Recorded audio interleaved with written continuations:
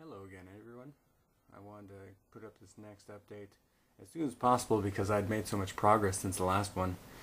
And here you're going to see I did my first water test. I think I've fully waterproofed the bottom. I started work on the background and getting the base all put together. So here you see the top portion. That piece of glass has been put in order to trap the water and create that watertight section. I'm guessing that section will hold about 30 gallons, and I really wanted to do a sump for this. So what I did was I drilled two 1 3/4 inch holes, and that's for two 1-inch bulkhead fittings. So I drilled those two holes as you can see here, and put in the bulkheads, and then put in a standpipe so that I could start doing my water tests. Well, after 3 coats of that fiberglass resin, and then actually siliconed the bulkheads in, so for a better seal, and of course all the glass is siliconed in, it held water very well. Of course the tests still have to be done to see how it does when holding water for a month, to see if anything warps or water sneaks into any of the wood, but for now I'm very happy that I filled this thing up just a little bit first, and then I filled it all the way up to the top of the standpipe you see there, and that I think that's like 30 or perhaps 35 gallons, and it held well, no problem, so I'm pretty excited about that. And here's the base section. The base section hasn't changed that much, although I have put on another coat of that resistant to molds and such bathroom paint, that black paint. Put another coat on, and I'm just going back over the stain to kind of touch it up.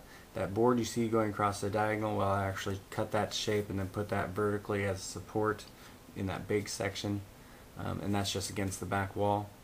And then I drilled a couple holes and cut out a spot where the tubes for the sump will go through the top, and that's about all I did with the base. So then to work on the background, I basically have this solid piece of, I think it was 2/8 of an inch or 3/8 of an inch thin plywood, nice and lightweight, something that wouldn't add a whole lot of weight to the whole project. And then put in a couple of pieces of wood that I had removed from this hutch, just as supports. And so this is the piece that I'll be building the background onto. First I put a black paint on, and that's just to help prevent mold over the long term if moisture were to get back against that board. And then I started laying down the foundation of what will be my background. And this is always the scary part for me, because this is the artsy part. This is the part that everyone else cares about when they come to look at it in my home. I of course love the building, but in order to sell it to the family and friends, it's got to look good. So I'm a little nervous, but I'm just sort of jumping into it. And I drew on a scrap piece of paper, just kind of generally what I'd like it to look like. And so that's my progress so far. I hope you enjoy it. I'm still finding a time most days to work on it. Now that I'm into doing the background and some other steps, I don't know that I have a clear idea of what I want to get done in what order, but so I'm just doing a little bit here, a little bit there, and I hope to have another video hopefully by August showing more significant progress. I wish you all well, and I'll talk to you again.